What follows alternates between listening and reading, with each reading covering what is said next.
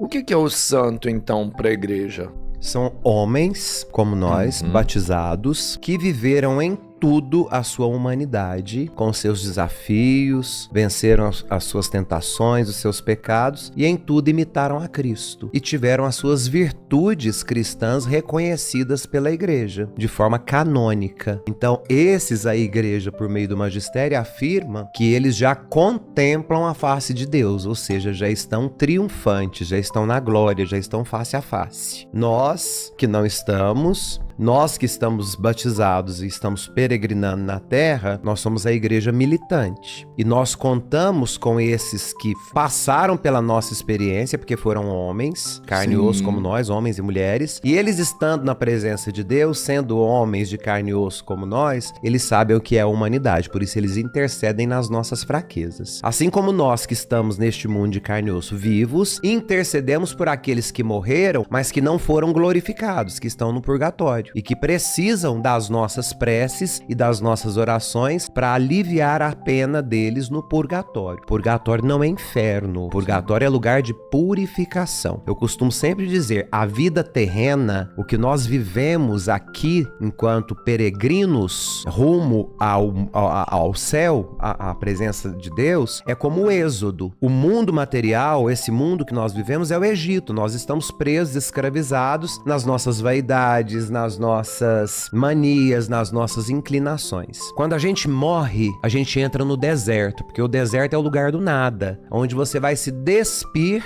de tudo aquilo que você teve no Egito, porque o deserto é o lugar onde você se purifica. Só que deserto não é lugar de morar. Ninguém mora no deserto. Nós atravessamos o deserto da vida, nós experimentamos os desertos existenciais, mas o deserto tem a ideia de ser o purgatório, o lugar onde nós expurgamos os males da matéria que ficaram pressionados, manchados na alma. Então o purgatório é o deserto. Depois do deserto, o que nós contemplamos? A terra prometida. Este lugar que Deus prepara para nós, aí já é o céu. E existem aqueles que são condenados à ausência total de Deus, que nós damos o nome de inferno. Esses não tem como rezar por eles, porque já estão condenados. Então a gente reza no intuito, porque nós não sabemos quem está no purgatório, quem já foi pro céu e quem foi pro inferno. A gente pra saber, tem uns que você sabe que vai pro inferno. Tem, né? Tem uns que dá pra saber. E tem uns que a gente sabe que vai pro céu também, né? Também. Então, quando a gente fala de terra, purgatório e plenitude, é só a gente voltar no Êxodo e usar a metodologia que Moisés usou. O Egito, lugar da escravidão, dos vícios, da matéria, da vaidade, do egoísmo, a vida que nós levamos aqui nesse mundo. Quando nós somos tirados do Egito, ou seja, morremos, somos colocados no deserto para purificarmos dos vícios do Egito, porque nós imprimimos sobre a nossa alma os vícios que a matéria carrega. Então tudo aquilo que é vício da matéria, a sua alma vai repetir. Por isso que a sua alma precisa passar pelo purgatório para expiar essas manchas que foram colocadas na sua alma por meio dos vícios da matéria, das más inclinações, do egoísmo, da vaidade, enfim, de todos os vícios humanos que nós temos. Depois de passar pelo purgatório, nós então, purificados, seremos considerados apropriados para a terra prometida, que é o céu,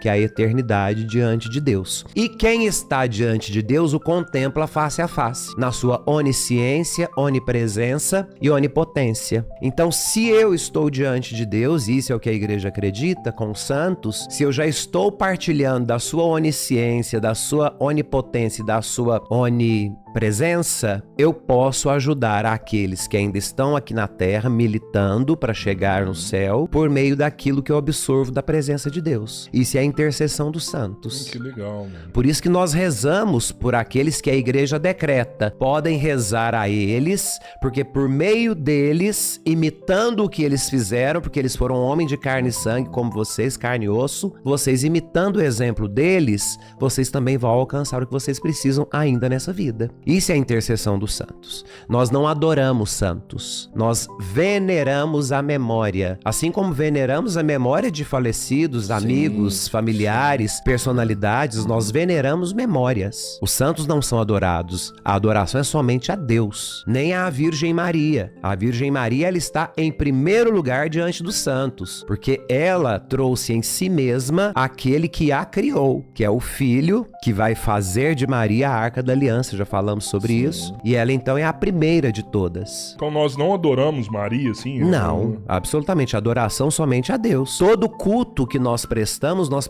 a Deus. Então preste atenção. Toda oração da igreja, ela é concluída da seguinte forma: ó Deus. Nós estamos referindo ao Pai, porque tudo é para Ele. Tudo é dirigido ao Pai, Criador de todas as coisas. Aí nós falamos: ó Deus, vem a prece que nós fazemos pela comunidade. E no final nós falamos para Deus Pai. Tudo isso nós os pedimos por Jesus Cristo, vosso Filho, que é Deus e convosco vive e reina na unidade do Espírito Santo por todos os séculos dos séculos. Então, tudo ao Pai, pelo Filho, no Espírito Santo. Essa é a dinâmica da oração da igreja. Não existe nenhum tipo de adoração que não seja a Deus. Quanto aos santos, nós prestamos a reverência. A Maria Santíssima, a primeira a ser reverenciada. Depois dela, os santos. O santo, então, ele é uma pessoa que teve como aqui nós. E que alcançou os méritos de Cristo.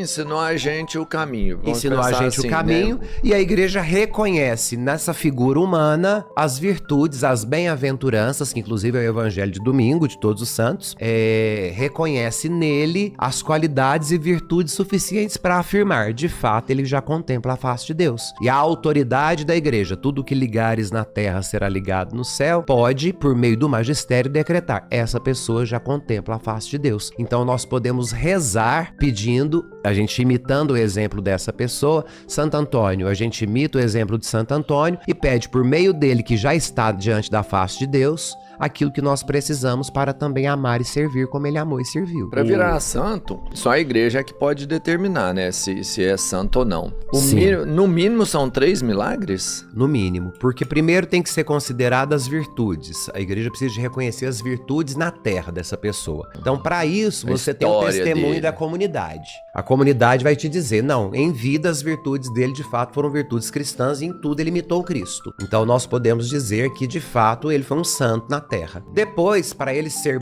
aí ele recebe o título de servo de Deus pela igreja. Ah, tá. Porque teve as suas virtudes cristãs reconhecidas. Depois ele vai entrar no processo de beatificação. Beato significa feliz. Ah, Do sério? latim- Eu sempre achei que beato era sozinho, alguma Não, coisa o assim. beato é aquele que é feliz, né? A visão É quem? beatífica é a visão da felicidade, a visão eterna de Deus. Portanto, beato é a abreviatura de bem-aventurado. Então, o bem-aventurado, ou seja, feliz, é o beato, o bem-aventurado, é o feliz, é a abreviatura de bem-aventurado. Eu achava que era sozinho também. Porque você eu fala, tinha uma tia beata, beata. é, tia isso. Tia Faustinha era beata. Ela era feliz. Sozinha.